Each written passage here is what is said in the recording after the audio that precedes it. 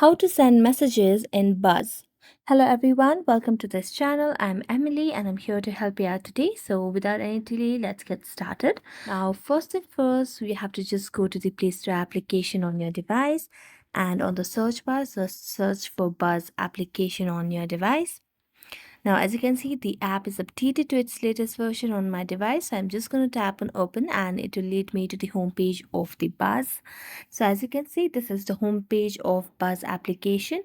Now, in order to send messages in Buzz, what you have to do is just tap on the plus icon at the bottom right corner of the screen.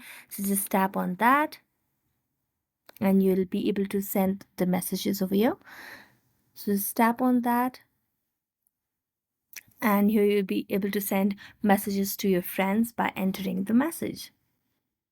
So I'm just going to send this and there you go. So don't forget to like, subscribe and hit the bell notification for more updates. That's it for today and see you next time.